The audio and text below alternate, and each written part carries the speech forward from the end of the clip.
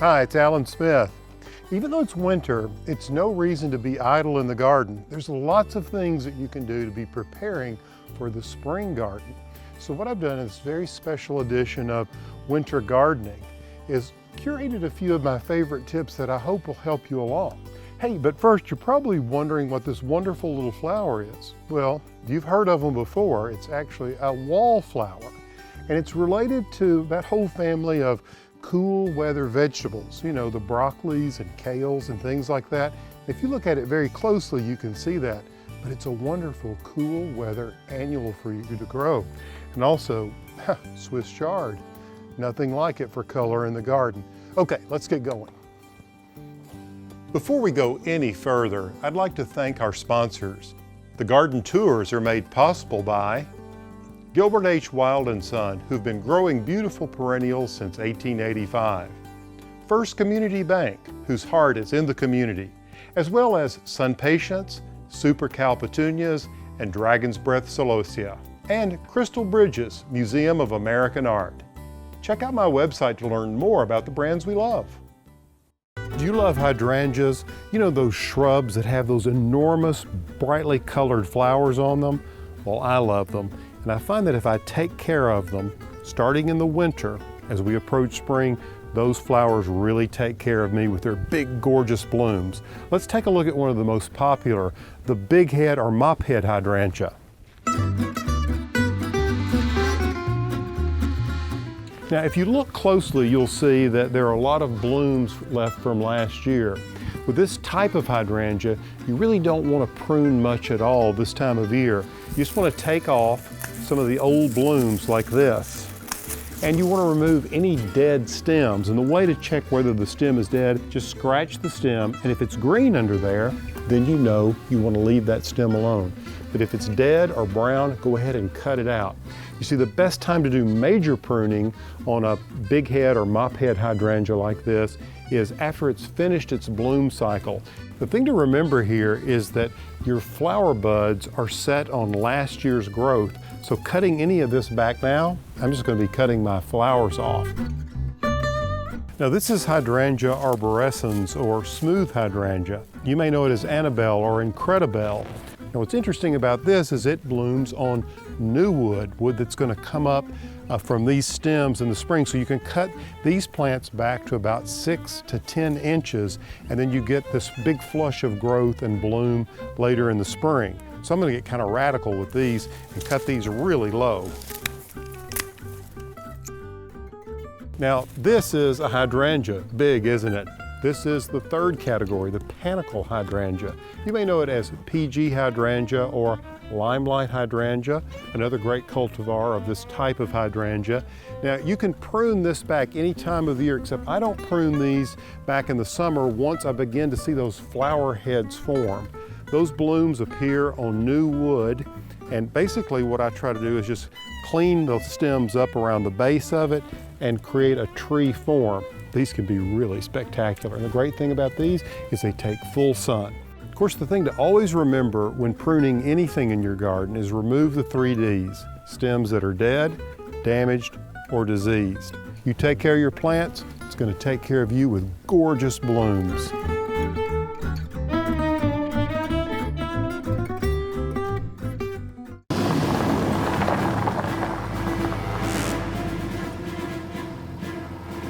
Retina irritants, or eyesores.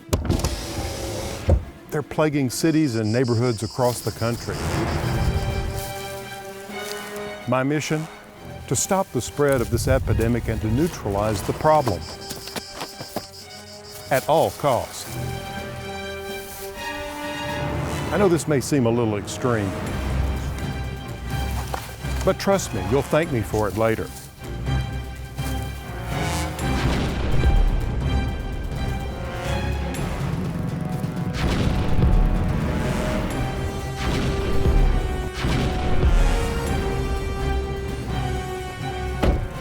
Let's just say this is my way of paying it forward.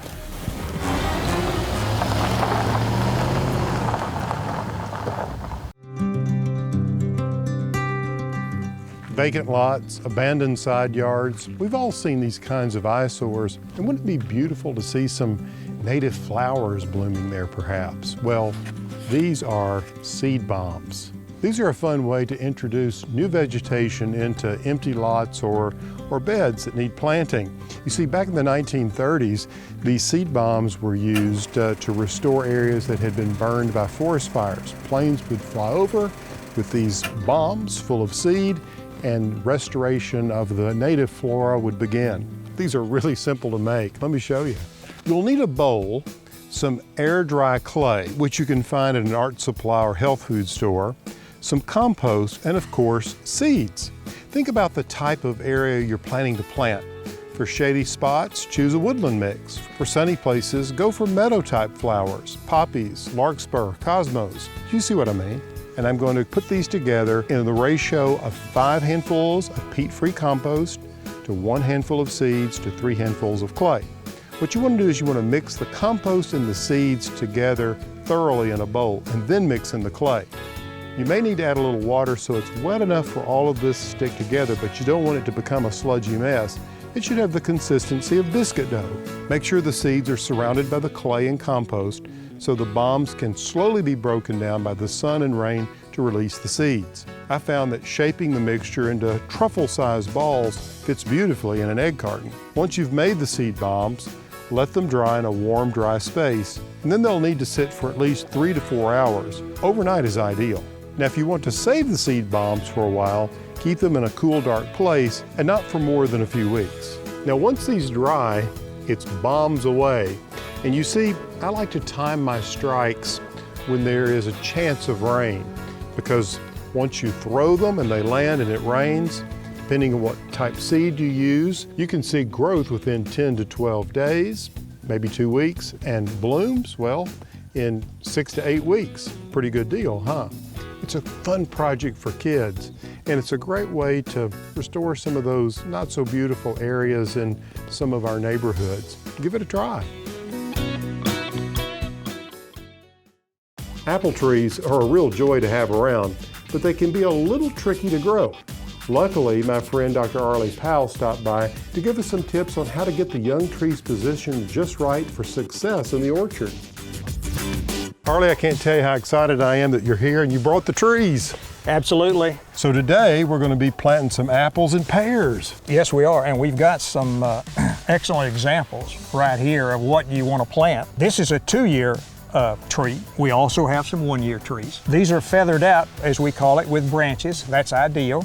So Arlie, the difference between this tree and that tree, the 1-year-old and this is a 2-year-old, is just 1 year, and look how it's grown. 1 year makes a big difference. It does. These things will double in size each year, essentially. And this one, after it grows this season, is going to be producing apples for you. What could someone expect out of a couple of apple trees or a pear tree in their backyard? If they're on a dwarf or semi-dwarfing rootstock, which gives you a smaller size tree, a lot easier for gardeners to manage. Yeah. You're looking at anywhere from 50 to 200 pounds per tree. Jason, I'm so excited about getting this orchard replanted, and we're starting here with this young Gala apple. Absolutely. So what do you recommend as an orchardist? I have a soil similar to you. I've got a pretty heavy clay soil, which doesn't drain terribly well. And so I like the fact that you've got this brilliant compost that we can mix in. Depth of planting is a second point. I'm afraid we've been guilty too often of planting too deep. You know, planting them too deeply is a problem. I've killed a lot of trees that way. And you have to allow for settling.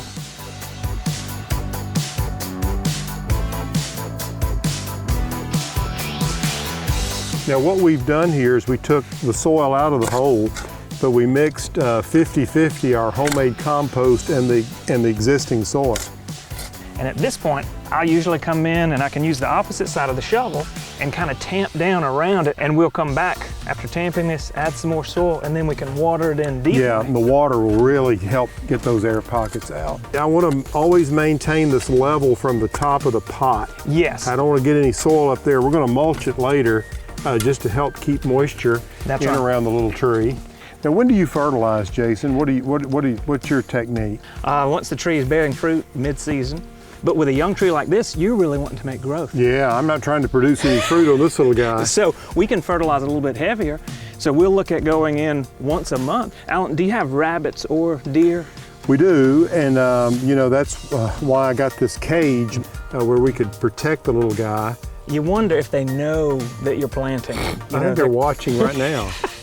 So I just connect these little tines. I just close the little tines like that. And then that whole trunk and stem is protected. Yep. Of course, the next thing I want to do is I want to stabilize this. That's why I have these posts out here, because I don't want this tree to knock around. I want it to root in, and by having this tube, I like this clear plastic tube, we can put it here on the side, and that'll keep this little guy from getting knocked around. I like that. That's all you need there. Yeah, I like that. So now, one last thing. What I would tend to do, Jason, is I would bring this soil on around and kind of create a little bit of a mound or a berm. Absolutely, yes. And as the water comes down naturally, it would kind of puddle around the tree and I could capture water.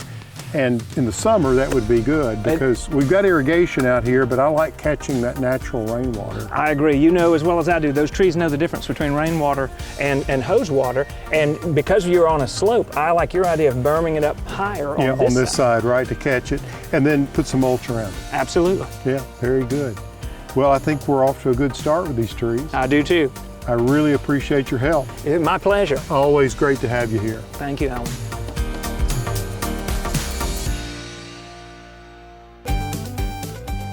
If you know me, you know I'm interested in conserving and preserving things. Well, take for instance this activity that I'm underway with today. It's all about perpetuating Miss Big Fig, a very old Celeste fig, probably close to 100 years old. Now, you can see the big old trunks in here, and after a while they begin to decay, and once they begin to decay, we remove them. But then what happens is you get all these young shoots. Here's where the opportunity comes along. By taking these shoots and clipping them in late winter, I can root each one of these and create a new Miss Big Fig. And what I want to do is I want to cut one of these low stems that's close to the ground here and just show you what I mean, because they're already putting out what are called little aerial roots. If you look closely here, you can see, look at those little roots coming out on the side. Now this was a stem that was very close to the ground. The potential for these roots lies all along the stem. So all of these stems can produce new fig plants. And what I'm going to do is I'm going to cut these in lengths of about 10 inches, and we're going to stick them in a moist, very loose soil. And in about 6 weeks, you'll see lots of little roots coming out of here. Now, there are a few things I want you to keep in mind if you decide to do this at home.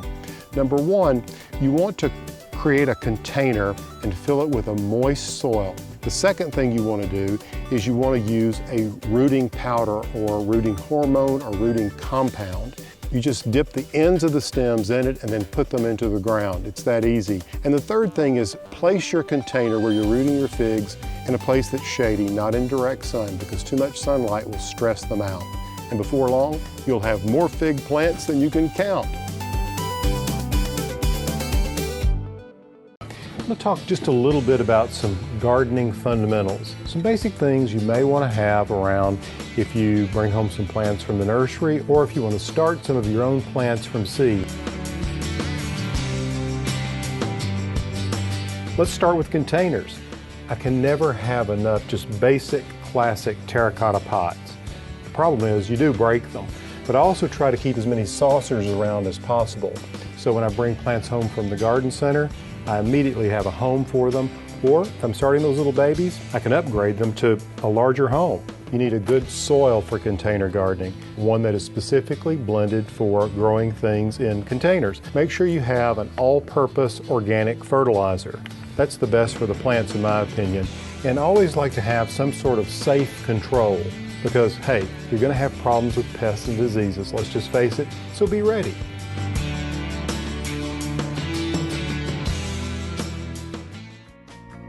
Now, I realize there's a certain fear factor in taking some tiny little inert object called a seed and growing it into a full-grown adult plant. But you know what? There's some things that can make that a lot easier and make your effort more successful. And that's one of these seed starting kits. And I just want to show you how this works. You see, it comes in a tray like this with these little pellets. And these little pellets are wrapped with a biodegradable coating, but inside is packed pressed peat moss. And when you add water, what happens is these actually expand. And I've added water to these, and just within a few minutes, they stand up to about an inch high. There's a little place right here in the top where you can actually place the seed. So you see, it makes it very easy and very precise. You just simply place 2 or 3 seed, depending on the size seed, in each one of these places, and then get it nestled down back into this, and you're set to grow. Now, what comes with this are 2 things that help simulate nature. One is you get this heating pad below, and what this does is keeps the soil temperature slightly raised. You see, seed love that temperature zone between about 70 degrees and 85 degrees. And then for the top, you just place this over, and this creates an atmosphere of high humidity, which many seed really like. So the thing you want to remember is not to place this in direct sunlight, because it can get really too hot in here. Indirect light or grow light is perfect. So you may ask yourself, why would I want to start my own seed? Well, it doesn't take as long as you think. I mean, look at this. This kit makes it really simple. The other thing is that you can grow things that you might not be able to find at the garden center, maybe specific kinds of peppers or eggplant or some of those heirloom tomatoes. And the other thing is that you can cut the cost on what you're spending on plants by growing some of them from seed. A packet of seed like this costs about $1.50. So you just do the math.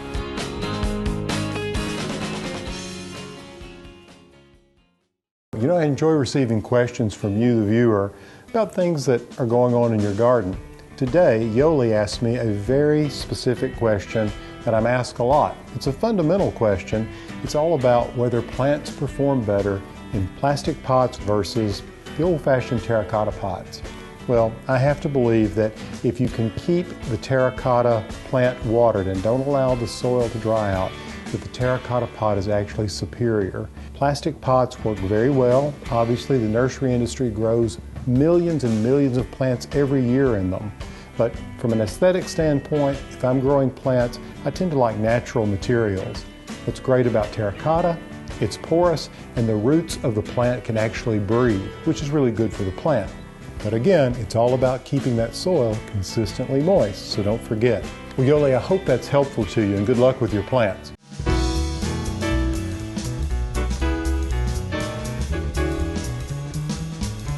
Hey, if you love to cook, you know that a well-stocked kitchen is a convenient kitchen. You know, what I like to do is have some basic fundamentals, some essentials at hand all the time. So when I bring in things fresh from the garden or from the farmer's market, I can integrate them into some of these basic things. Let me just go through a few of them with you. When I cook, I love to have organic vegetable stock or chicken stock. Also, dried beans. I love lentils, some canned tomatoes on hand, as well as roasted red peppers. And then, of course, pasta, little angel hair pasta, a little spaghetti, and then couscous. Easy to make. Also, I like to have some olives, peppercorns, of course, and sea salt. I love sea salt, and olive oil. You need a good olive oil for salad dressings. You can have a basic olive oil for cooking. And oh yeah, you want to make sure you have some good vinegar around. Again, I love to make my own salad dressings. Now let's take a look at the refrigerator. So you can see I've got a few things set out here. Of course, we have our own eggs here at the farm, so you always need to keep some eggs. But I also like to have some cheese in the way of aged cheese. It could be Parmesan or Asiago. I really like Asiago. And also some goat cheese, great for salads and things like that. Yogurt, also some whipping cream, and then soy milk, some real butter, yep, real butter, and a pre-made pie crust. If you got to throw a pie together in a hurry, having these around, it's really handy. All these things have a much longer shelf life than you might expect. Now, speaking of long shelf life, let's take a look at the freezer. You know, I love to keep fresh berries on hand that are frozen because you can make things very quickly with them. Of course, I like to keep some sorbet. It's handy for desserts. And also, if I find meat on sale, it's a really good price, I'll keep it in the freezer until I'm ready to use it. And then, of course, there are a few basic things from produce and the bakery in the way of some lemons and limes and a loaf of fresh bread.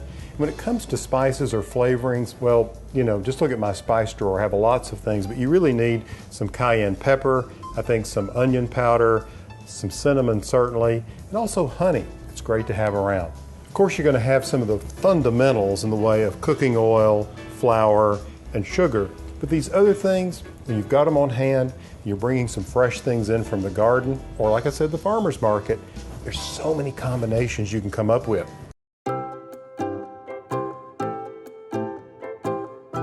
So you're like me and you want to grow some of the foods you eat, but you don't have a lot of time or don't have a lot of space. Well, there's an answer. Just look at this gorgeous kale. You can grow it in a small container. It's beautiful, delicious, and so good for you. All you have to do is drop and grow. Let me show you how this works. Just take a container, any size, and take a bag of all-purpose potting soil and slide it down into the container. Don't open it first, just put it in here. But what you'll want to do is you'll want to make sure you've punctured some holes in the bottom of it for drainage. And then just take one of these knives and cut across like this and open up the bag. Aha, now we have soil. Next, plants. Just look at these little kales. I'm going to plant 3 of them in here. I'm going to just tear the roots just a little bit to loosen them. Then I gently fold back these plastic tabs because they'll help keep the moisture in. And then I cover the top of the bag with some mulch, just like mulching your flower beds. I'm going to tuck that around like this. This will keep the temperature a little cooler, keep any weeds from growing, if that's even a possibility with that plastic in there. And you can water it right in the center because we know that takes you immediately to the soil. Now look at that. Pretty cool, huh? All right, so you think, okay, this is great, but this is a little small.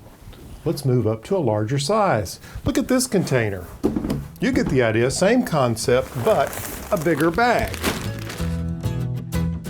The major benefit of gardening this way is that you have much more control over your soil during the growing season.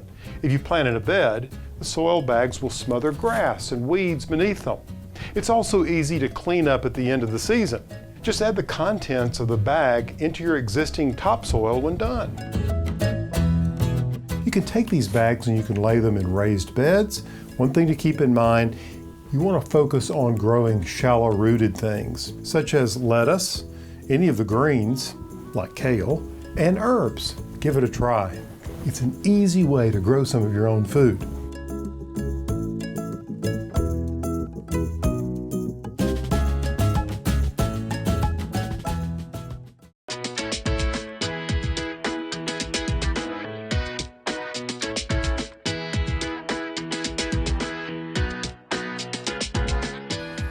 Well, Jay, that was quite a group you had here today. That was a record group, biggest we've ever had. Really, what do you think they were the most interested in as people interested in farming? I think they were most interested in, could we really make a living at this year-round, and how are we able to do it year-round? Right, and you do. This goes on year-round. 52 weeks of the year. We never take a break. You're either planting or you're harvesting. We plant twice a week, every week without exception, and we harvest several times a week. Now, Jay, you've always taken a, eco-friendly or natural approach to everything that you farm here. Yeah, we have. We've been out here at this location since 1999, and we have managed to grow all these crops that you see in here without the use of any chemical pesticides or preservatives or fertilizers. Everything in here is a natural product. You know, even though it's 30 degrees outside, you look around in here, it doesn't look like it's the middle of January. They are heated, but we really just try to keep them from freezing. We're not really growing tomatoes or something where you have to expend a lot of energy. We just heat them on those cold nights to try to keep the crop from freezing. So in this period of time, this sort of winter period into early spring, you're growing cool weather crops in here. We're growing cool weather crops, but actually this is the middle of January, and just yesterday we pulled out the last of our big pepper crops. And we still have some tomatoes. So it's actually pretty amazing that you can do these things. So you're really stretching the season.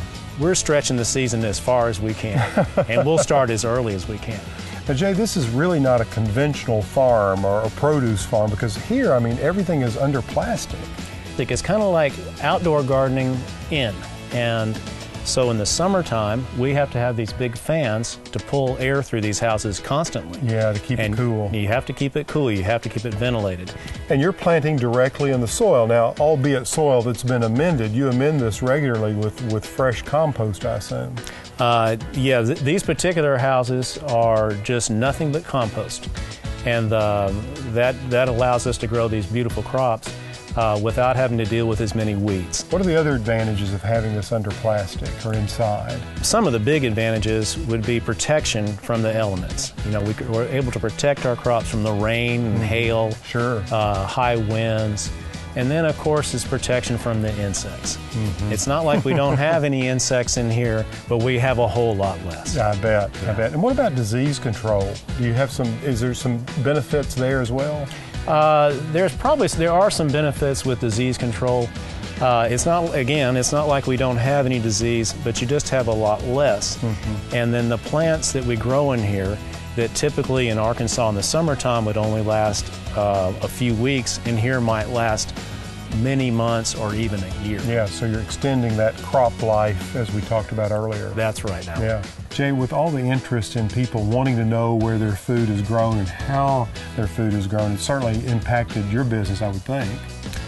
You know, Alan, I think our business has grown every single year since we've been out here. That's fantastic. And now more and more people want to know where their food comes from. You know, they want to know who grows and touches their food. Yep. And that's become really important. And then also they want to know that their food is grown naturally, without a lot of unnecessary additives, ingredients, and poisons. And I think that has been very important to our business. And it's important to us as growers and farmers as well. Jay, not only is it great that you're growing all this beautiful natural produce, I love the fact that you're sharing the information on how to do this with others. You know, Alan, I really love doing that. I like to try to give back what other people have taught me and what I've learned from other people over the years. And I just love it when somebody else starts their own business, or even if they're just starting their own indoor garden for their family. Right. I think that's just awesome. Very good. Well, keep up the great work. Thanks a lot. Well, it's been a pleasure.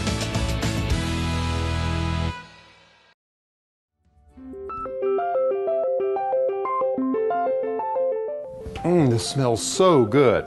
You know, I'm just crazy about anything green, particularly leafy greens.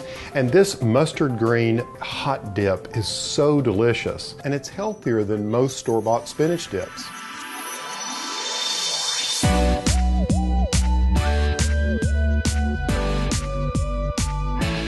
You'll begin by slicing 2 heads of mustard greens into 1-inch strips.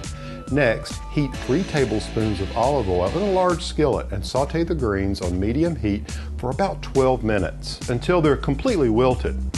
Next, you'll want to add in 1/2 can of drained artichoke hearts, 1/2 cup of roasted red peppers, 1 teaspoon of salt, and 1 teaspoon of freshly cracked black pepper. Then cook an additional 7 minutes. Next, place the vegetable mixture into a food processor and combine with 5 ounces of Italian cheese herb Philadelphia cooking cream, 4 ounces of firm tofu that's been cubed and pressed, 1/2 red onion finely diced, then 1 tablespoon each of dried basil, oregano, and thyme, and then add 1 teaspoon of salt. Then you'll want to pulse this until it's thoroughly combined.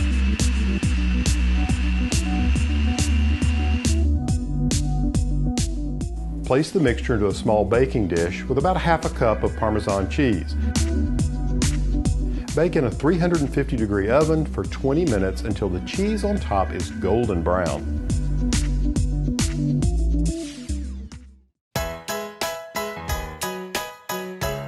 If you like this video, be sure to subscribe to my YouTube channel and be sure to ring the bell for notifications.